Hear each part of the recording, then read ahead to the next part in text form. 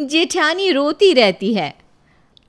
फूलपुर नाम के गांव में माला और नारायण अपने दो बेटे मनोज और मोहन और बहुओं सोनम और सीमा के साथ रहा करते थे।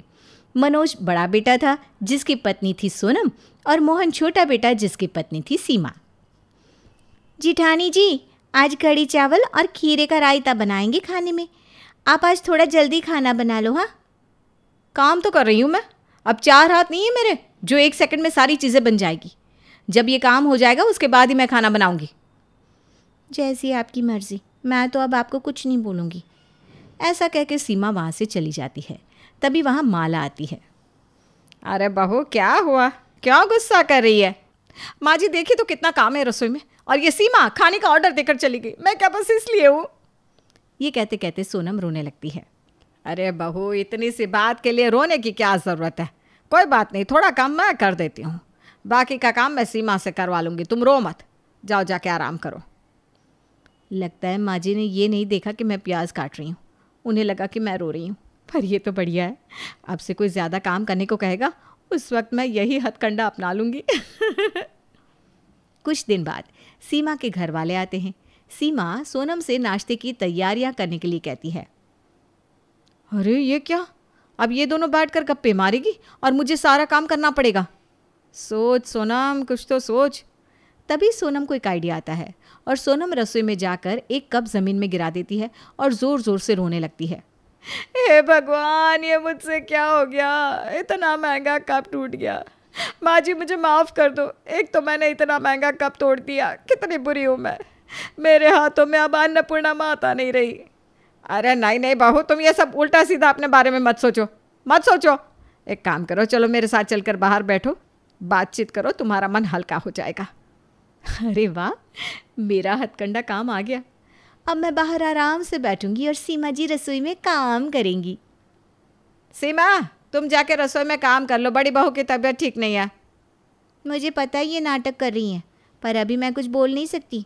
देख लूँगी इनको तो बाद में। ये तो बहुत बढ़िया ट्रिक है, बिना कुछ करे ही मेरे सारे काम हो रहे हैं। अब सोनम का हर काम उसके रोने से पूरा हो जाता था। ऐसे ही एक दिन सीमा की एक सहेली बहुत सालों बाद उसे मिलने बुलाती है। सीमा घर के सारे काम निपटा कर चली जाती है। शाम को घर आकर सीमा अपनी जेठानी सोनम को खाना बनाने के लिए कहती है। माँ जी देखा आपने कैसे ये ऑर्डर दे रही है? सुबह से मैंने कितने सारे काम किए, पर आप इसे तो कुछ बोलेंगी नहीं। जेठानी मैं हूं ना, लेकिन मुझ पर हुक्म तो ये चलाती है। जेठानी जी, सारा खाना मैं बना कर गई थी। आप इस तरह झूठ कैसे बोल सकती हैं? आपने किया ही क्या था? हाँ हाँ, अब तो सब मुझे ही बोलेंगे। जा रही हूँ मैं अपने कमरे में, आज बहुत हुआ तुम्हारा। माँ जी मैं सच कह रही हूँ, सुबह मैंने खाना बनाया था। पता नहीं जेठानी जी इस तरह झूठ क्यों बोल रही है। अरे बहू, मैं जानती हूँ, मैंने सुबह तुम्हें रसोई में खाना बनाते देखा था। मैं तो बस ये देखना चाहती हूँ कि सोनम कहाँ तक झूठ बोलेगी। पानी सिर से ऊपर जा रहा है, अब हमें कुछ करना ही पड़ेगा, वरना ये हमारा जीना दुभर कर देंगी।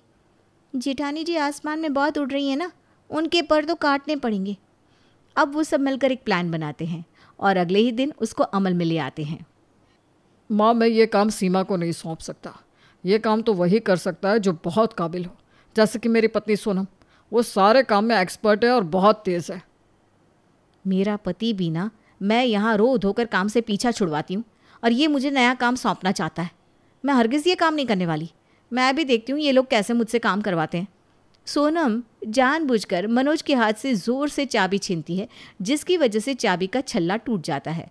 चाबी मनोज के हाथ में रह जाती है और छल्ला सोनम के हाथ में। हे भगवान, ये मुझसे क्या हो गया? मुझसे तो चाबियां भी नहीं संभल रही, ये घर कैसे संभलेगा? मैं किसी काम की नहीं हूँ, बेकार हूँ मैं, न जाने मेरा क्या होगा। अरे बहू, क्यों परेशान होती है? तुझसे चाबियां नहीं संभल रही ना, कोई बात नहीं, मत संभाल, पर रो मत बेटा। सीमा, आज से तिजोरी तुम्हारे हवाले हुई। तिजोरी? तिजोरी की चाबी आप इसको कैसे दे सकती हैं?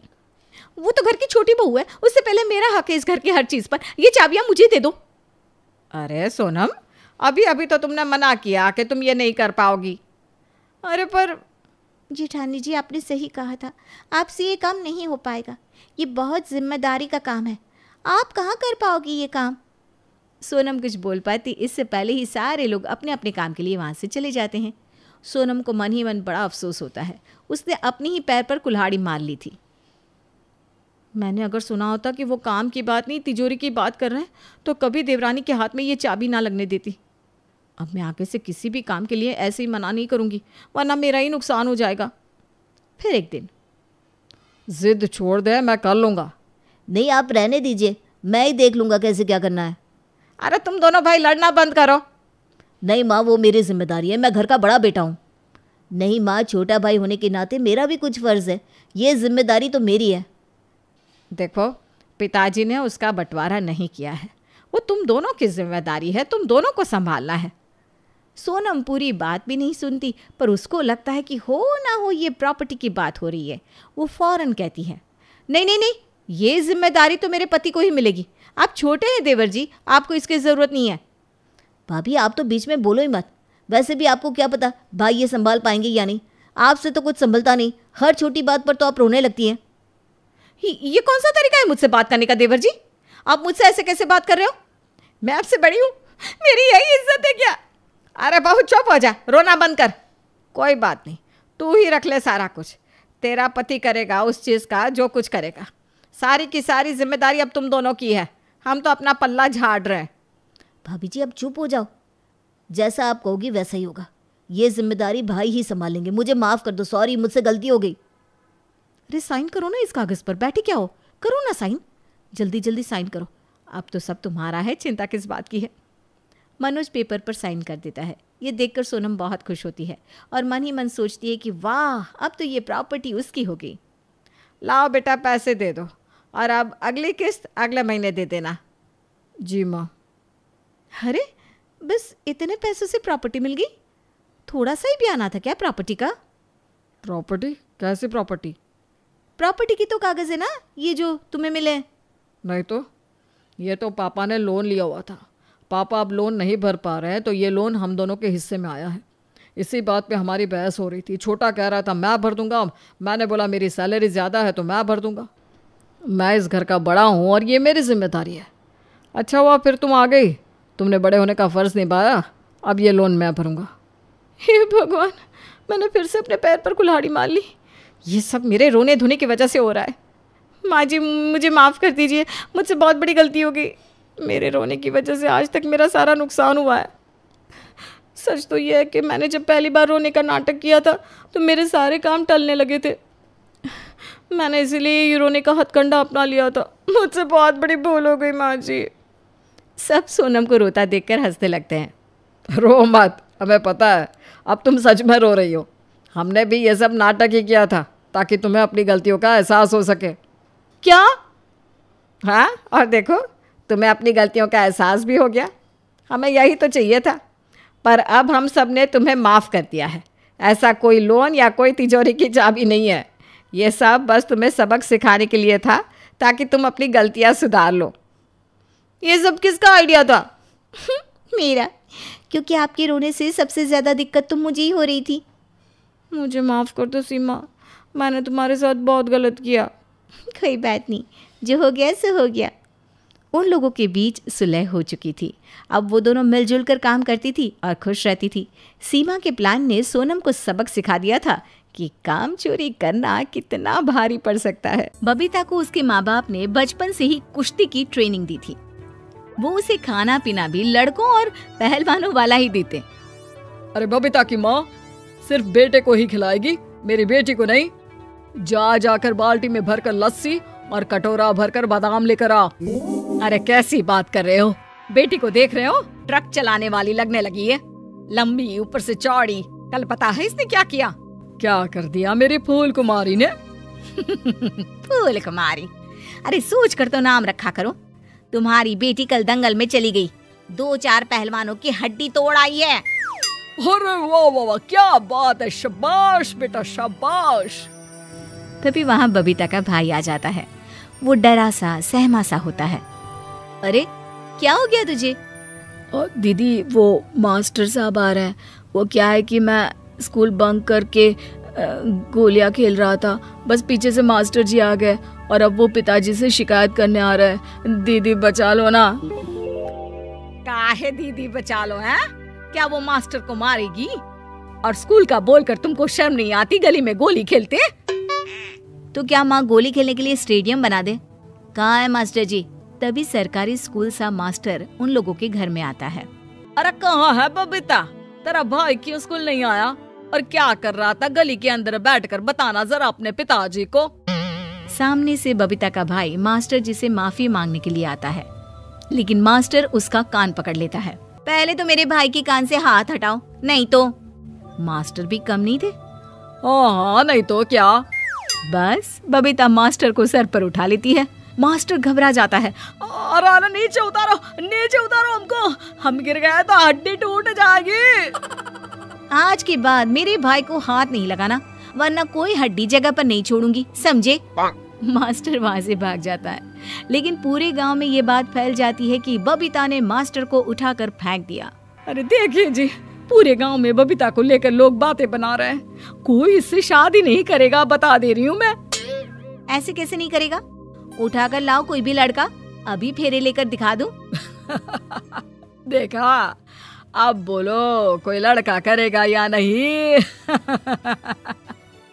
लेकिन कहते हैं ना, बेटी पहलवान हो या राजकुमारी, ससुराल तो जाना ही पड़ता है। ऐसे में एक दिन मैंने बबीता की शादी पास के गांव के भागवत से तय कर दी है। अकेली सास है, ना कोई बहन ना भाई, गांव का बड़ा मकान और ढेर सारी जमीन। राज करेगी बबीता। तुमने तो तय कर दी, लेकिन क्या उन लोगों को भी बबीता पसंद है? हाँ, मैंने बबीता की फोटो दिखा दी थी। लड़के को जल्दी है शादी करने की, तो बस अगले महीने शादी। देख बबीता, ससुराल में जरा हाव भाव और तेवाले रखना, किसी को डराने धमकाने की कोशिश मत करना, और हाँ, सबसे तमीज से बात करना। कैसी बातें सिखा रही हो माँ, मैं क्या बदतमीज हूँ? शादी वाले दिन दुल्हन बनकर बबीता मंडप पर खड़ी थी कि भाई आता है। अरे दीदी, वो पनीर का पतीला इतना भारी है कि किसी से उठ ही नहीं रहा है। अरे रुक, मैं आती हूँ। अरे दीदी, सास देख लेगी, रहने देना।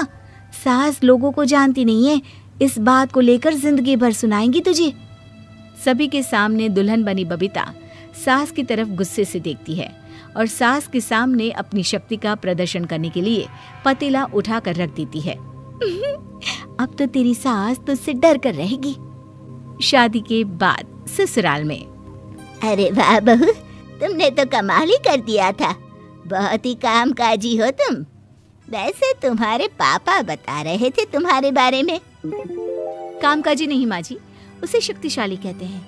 और हाँ, मैं तो हूँ ही ऐसी, मुझे कोई बात बुरी लग जाए तो मैं पटक पटक कर मारती हूँ, फिर यह नहीं देखती कि सामने वाला कौन है। सास को बहू की बात अजीब लगती है, लेकिन वो चुप हो जाती है। लेकिन बबीता का पति उसे कहता है, अरे ये कैसे बात कर रही हो तुम माँ से? बबीता चुप होकर कमरे में चली जाती है। अगले रोज बबीता बाल्टी में लस्सी पी रही होती है कि सास आती है। नहीं नहीं बेटा, बाल्टी में लस्सी मत पी, ये ले बड़ा जग, इसमें डाल ले। हाँ, ऐसा है ना कि आप कम ही बोले तो अच्छा रहेगा। अब क्या मेरे खाने पीने पर भी नजर रखेंगी हैं? आपको तो अभी सही करती हूँ मैं। बबीता सास को उठा लेती है और पटकने ही वाली होती है कि काम वाली आ जाती है। अरे ये फिनाइल खोलकर बहू क्या कर रही है? फिनाइल दिखता है तुझे? लगाऊं तेरे कान के नीचे एक? लस्सी पी रही हूँ मैं। खैर, इस बुढ़िया को तो मैं बाद में पटकूंगी, पहले तुझे ये फिनाइल पीकर दिखाती हूँ। ये बोलकर बबीता सास को उतारती है और पूरी बाल्टी को ही मुंह में लगा लेती है। अरे बहू, ये तो पोछे की बाल्टी थी, इसमें तो पूरे घर का पोछा लगता है, कभी कभी तो छिप वो नाली भी। सास वहाँ से चली जाती है। शरीफ सास को बबीता का ये व्यवहार भूले नहीं भूलता। वो पति के सामने रोने लगती है। बहू होकर उसने ये गलती की, मैं अभी उसके बाप को फोन करता हूँ। नहीं नहीं, मैं बेटे का घर तोड़ना नहीं चाहती, लेकिन मैं उसे सबक भी सिखाना चाहती हूँ। फिर तो वो तुम उसके जैसे बनकर ही सिखा सकती हो। ताकत का घमंड तो ताकत ही तोड़ेगा। सास को पति की बात समझ में आ जाती है। अब वो रोज वर्जिश करती, रोज खाती पीती और बल्ले बनाती। कई महीनों के बाद वो वक्त आ ही जाता है जब सास भी बबीता की तरह ताकतवर हो जाती है। एक रोज, अरे कहाँ रोज निकल जाती हैं सुबह सुबह? बहुत वक्त बाद सास बहू को जवाब देती है। तुझसे मतलब? तू अपना देख, घर पर रह, समझी? मेरे काम में अपनी नाक ना डाल। ओए होए, बड़े बोल निकल रहे हैं, क्या बात है? क्यों ना निकले, किसी के बाप का नहीं खाती। सास बहू की आवाज सुनकर सारे लोग इकट्ठा हो जाते हैं। सभी को बबीता का व्यवहार पता होता है। अरे चाची रहने दो ना, चलो मेरे घर चाय बनाती हूँ। रुक जा कमला, आज तो इसका हिसाब करना ही है। जब देखो तब लोगों को डर दिखाती है। समझती क्या है ये? पहलवान है क्या कोई? हाँ, हूँ मैं ताकतवर, जलन होती है। हाँ, मेरे आगे किसी की आवाज नहीं निकलती। हिम्मत कैसे हो गई इतनी सारी बात करने की, हैं? ये बोलकर जैसे ही बबीता सास को उठाने की कोशिश करती है, सास पलटकर बहू को धोबी पछाड़ कर गिरा देती है। बहुत हो गया बबीता, तूने आज के बाद मुझे या घर के किसी भी सदस्य को हाथ लगाने की कोशिश भी कर ली तो। बहू सास के बदले रूप को देखकर डर जाती है। वो एक बार फिर उठकर सास को मारने की कोशिश करती है कि सासू माँ फिर एक बार पलटकर उसे ही उठा लेती है और कहती है, बोल, पटकू तुझे नीचे या सही रास्ते चलेगी? मुझे माफ कर दो सासू माँ, मैं आज के बाद किसी को परेशान नहीं करूंगी। मुझे मत पटकना।